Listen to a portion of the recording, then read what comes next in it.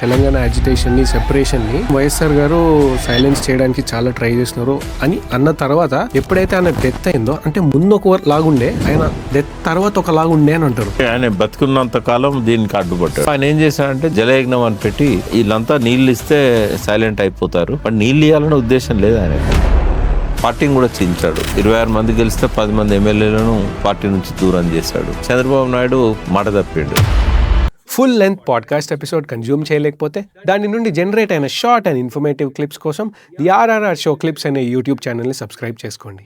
మనకి అందరూ చెప్పుకునేది ఏంటంటే, ఈ తెలంగాణ యాజిటేషన్ని, సెపరేషన్ని అప్పటి సీఎం వైఎస్ఆర్ గారు సైలెన్స్ చేయడానికి చాలా ట్రై చేస్తున్నారు అని అన్న తర్వాత ఎప్పుడైతే ఆయన డెత్ అయిందో, ఆ తర్వాత అంటే ముందు ఒక లాగుండే, ఆయన డెత్ తర్వాత ఒక లాగుండే అని అంటారు. అంటే ఆయన బతుకున్నంత కాలం దీనికి అడ్డుపడ్డాడు. సైలెన్స్ చేయడానికి సైలెన్స్ చేయడానికి కాదు. అసలు ఫస్ట్ ఆయన గోల్ ఏముండే అంటే, ఈ తెలంగాణ ప్రజలు నీళ్లు మాకు రాలేదు, నీళ్ళ కోసం కొట్లాడుతున్నాం అని అంటున్నారు కదా. జల సాధన ఉద్యమం నడిచింది అప్పుడు 2002 నుంచి 2003 40 days టిఆర్ఎస్ ఆధ్వర్యంలో. అయితే నీళ్ళ మీద ఎక్కువగా నినాదాలు, పాటలు ఇవన్నీ వస్తున్నాయి. తలాపన పారుతుంది గోదావరి, నీ చేను నా చెలుక ఎడారి, పక్కన కృష్ణమ్మ ఉన్న ఫలితమేమి లేకపాయే, చూడు చూడు నల్లగొండ సుక్క నీరు లేని దాన అని ఇట్లా చాలా పాటలు వచ్చాయి.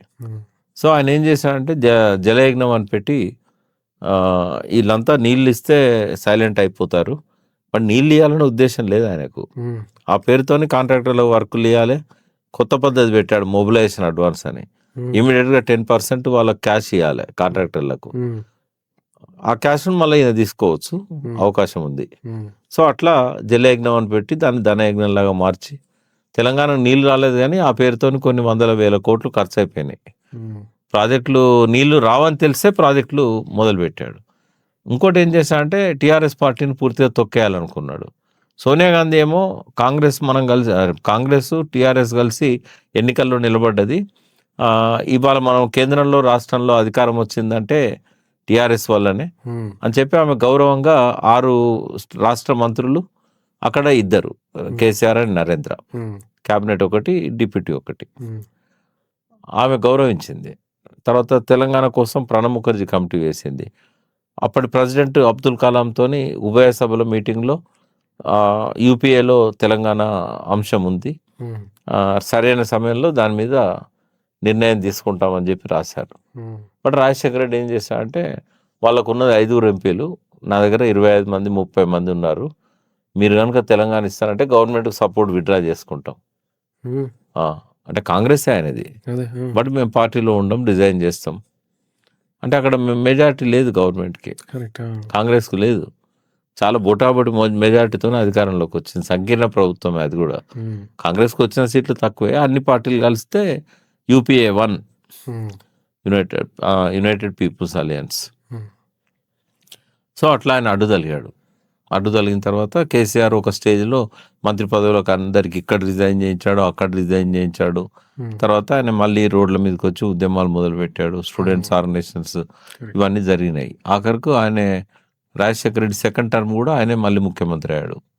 ఇంకా రాదు తెలంగాణ అని అనుకున్న పార్టీని కూడా చీల్చాడు. 26 మంది గెలిస్తే 10 మంది ఎమ్మెల్యేలను పార్టీ నుంచి దూరం చేశాడు, ప్రలోభాలకు గురి చేశాడు.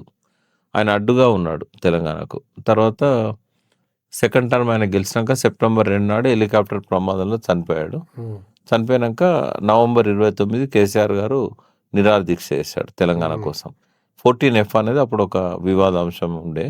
అదేంటంటే హైదరాబాద్ పోలీస్ యాక్ట్ ప్రకారంగా ఇక్కడ రిజర్వేషన్ అంతా కూడా హైదరాబాద్లో తెలంగాణ వాళ్ళకి కాకుండా అందరికీ ఉంటుంది అన్నట్టు. అయితే ఇది కేవలం తెలంగాణకే పరిమితం చేయాలి 6 పాయింట్ ఫార్ములా ప్రకారం అని కొట్లాడిన్లు. బట్ 14F అనేది ఏదైతే ఉన్నదో అది సుప్రీంకోర్టు కరెక్టే అన్నది. అయితే దాని ప్రకారంగా ఏంటంటే వాళ్ళకు ఉద్యోగాలు మన తెలంగాణ వాళ్ళకు రావు అనే ఉద్దేశంతో దాన్ని రద్దు చేయాలని చెప్పి 14Fను రద్దు చేయాలని చెప్పి సిద్దిపేటలో ఉద్యోగ గర్జన మీటింగ్ జరిగింది, టీఎన్జిఓస్ అంతా కలిసి. అక్కడ డిక్లేర్ చేశాడు, తెలంగాణ వచ్చుడో కేసీఆర్ చచ్చుడో ఏదో ఒకటి జరిగిపోవాలా అని November 29న నిరాహార దీక్ష కూర్చున్నాడు. ఇక తర్వాత అంతా జేఏసీ ఏర్పాటు, ఈ ప్రకటన December 9 ఇవన్నీ జరిగినాయి అన్నట్టు. అట్లా ఆయన వైఎస్ఆర్ చనిపోవడం అనేది తెలంగాణ రావడానికి ఒక మార్గాన్ని సుగమం చేసింది. అండ్ అదే మీరు ఇందాక మాట్లాడుతున్నప్పుడు అదే టైంలో 2009-12 మధ్యలో అనుకుంటా, correct me if I'm wrong, ఆ టైంలోనే కేసీఆర్ గారు అంటే అప్పటి వరకు ఒకలాగుండే, ఇంకా ఈసారి తాడో పేడో తేల్చుకోవాలని స్టార్ట్ అయిపోయింది. ఇంకా అప్పుడు స్కూల్స్ బంద్, కాలేజెస్ బంద్, అంటే గవర్నమెంట్ ఎంప్లాయీస్ ఉంటారు వాళ్ళు బయటకు వచ్చినారు. ఉస్మానియా యూనివర్సిటీ అసలు ఎరప్ట్ అయిపోయిందండి ఆ టైంలో. అవును. అక్కడ ఇప్పుడు మీకు ప్రజలకి మధ్యలో యాజిటేషన్ జరుగుతుంది. మాకేం తెలుసు, మాకు ఓన్లీ యాజిటేషన్ వరకు మాత్రమే తెలుసు. మీరు ఇంటర్నల్గా ఏం జరిగింది, సెంట్రల్ గవర్నమెంట్ నుంచి డిస్కషన్స్ కానీ ఒప్పందాలు కానీ అట్లాంటివి ఏం జరుగుంటాయి? అంటే కేసీఆర్ గారు చనిపోతారు అని డాక్టర్స్ చెప్పారు డిసెంబర్ 9 నాడు. అయితే అప్పటికే ఇక్కడ స్టూడెంట్స్ అంతా పంజగుట్ట నుంచి ఎర్రమంజిల్ దాకా షాప్స్ అద్దాలను ధ్వంసం చేయడము, గొడవ చేశారు ఆయన చనిపోతాడేమో అని. ఫస్ట్ ఆయన ఖమ్మంలో పెట్టారు అరెస్ట్ చేసి, తర్వాత హైదరాబాద్ షిఫ్ట్ చేశారు నిమ్స్కి.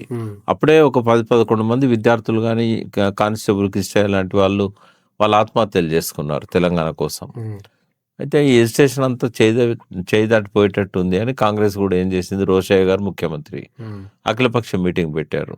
అందులో ఒకరిద్దరు తప్ప అందరు తెలంగాణకు అనుకూలమే అన్నారు. చంద్రబాబు నాయుడు అనుకూలమే అన్నాడు, అప్పుడు చిరంజీవి గారి పార్టీ ఉండే ఆయన అనుకూలమే అన్నాడు, వైఎస్ఆర్ ఆయన జగన్ ఆయన కూడా అనుకూలమే అన్నాడు.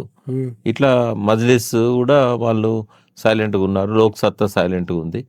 అట్లా సిపిఐ అనుకూలంగా వచ్చింది అప్పటికే. ఇట్లా ఎక్కువ మంది తెలంగాణకు అనుకూలంగా వచ్చారు. చంద్రబాబు నాయుడు వచ్చిందంటే ఇంకా మిగతా అవసరం లేదు. Sonia Gandhi birthday December 9th. ఇది ఏ ఇయర్? ఇది 2009. రాజశేఖర్ రెడ్డి చనిపోయినాక కొద్ది రోజులకు, ఆయన సెప్టెంబర్ 2 చనిపోయాడు. ఇది నవంబర్ 29 నాడు దీక్ష, డిసెంబర్ 9. అయితే అదే సంవత్సరం అంతా 3 నెలల 2.5 నెలల గ్యాప్ రాజశేఖర రెడ్డి చనిపోయినాక. సో ఇక ఆమె అక్కడ నుంచి సంప్రదింపులు చేసి చిదంబరం ద్వారా జయశంకర్ సార్తో మాట్లాడి తెలంగాణ ఏర్పాటు ప్రకటన డిక్లేర్ చేశారు ఆ రోజు రాత్రి 11ంటికి. చేసినాక చంద్రబాబు నాయుడు ప్లేట్ ఫిరాయించిండు, మాట తప్పిండు. ఇక్కడ అఖిలపక్షంలో మేము సపోర్ట్ చేస్తామన్నాడు. తర్వాత తెలుగుదేశం ఆ పార్టీ ఆఫీస్ నుంచే ఆంధ్రలో ఉద్యమాన్ని రాజేయడానికి ఆడ టీడీపీ కాంగ్రెస్ కలిసి ఒక యూనిటీ ఏర్పడి బస్సులు, ఈయన అరేంజ్ చేసిన బస్సులలో కలిసి ప్రయాణాలు చేస్తూ తెలంగాణకి పోద్దు. అయితే లగడపాటి ఆధ్వర్యంలో ఎంపీలంతా రాజీనామా చేశారు. ఎంపీలంతా రాజీనామా చేస్తే సోనియా గాంధీకి వాళ్ళకందరికీ వీళ్ళు 25 మంది ఎంతో ఉంటుంది, వీళ్ళు రాజీనామా చేస్తే మనం గవర్నమెంట్ పోద్ది కదా, వాళ్ళకు కూడా మెజార్టీ లేదు. యూపీఏ 2 కూడా చాలా బొటాబొటిగా. మరి ఇట్లా గవర్నమెంట్ పోతే మనం తెలంగాణను ఇవ్వలేం కదా, బిల్లు పెట్టలేం కదా పార్లమెంట్లో. కాబట్టి మనం లాస్ట్ దాకా ఆగుదామని చెప్పేసి వాళ్ళే అనుకున్నారు. ఏం చెప్పకుండా అదే నెల డిసెంబర్ 9 తర్వాత మళ్ళీ 23 రాత్రి దీన్ని వాయిదా ఇస్తున్నాము తెలంగాణ ఇచ్చే అంశాన్ని, అన్ని పార్టీలతో సంప్రదింపులు జరిపిన తర్వాత ఇస్తాము అని చెప్పారు. అప్పుడు నిర్ణయం తీసుకుంటామన్నారు, ఇస్తామని కూడా చెప్పాలి. మళ్ళీ అదే చిదంబరం దీన్ని అటకెక్కిచ్చాడు. వాళ్ళకు వచ్చిన ఇబ్బంది ఏంటంటే ఈ ఎంపీలు రిజైన్ చేస్తే కనుక గవర్నమెంట్ పడిపోతుంది, మెజారిటీ ఉండదు. అందుకని వాళ్ళు ఆ నిర్ణయం తీసుకోవాల్సి వచ్చింది. బట్ ఇక్కడ పిల్లలు అర్థం చేసుకోక, ఉద్యమ నాయకులు అర్థం చేసుకోక చాలామంది బలైపోయినారు, 1200 మంది దాకా. అయితే పెద్ద ఎత్తున ఉద్యమము అక్కడి నుంచే స్టార్ట్ అయింది. మొత్తం ఈ సెకండ్ ఫేజ్ మూమెంట్లో కేసీఆర్ దీక్షకు ముందు, దీక్ష తర్వాత. దీక్షకు ముందు ఒక 25-30% తెలంగాణ కావాలన్న ఆకాంక్ష ఉంటే దీక్ష తర్వాత 90% అయింది. అట్లా అది ఒక మలుపు అని చెప్పవచ్చు మనం. ఫైనల్గా వాళ్ళు దిగిపోయే ముందు last bill Telangana bill. Telangana bill ఆమోదించినాకనే సభ వాయిదా పడాలని సోనియా గాంధీ సీరియస్గా చెప్పింది. అట్లా తెలంగాణ వచ్చింది.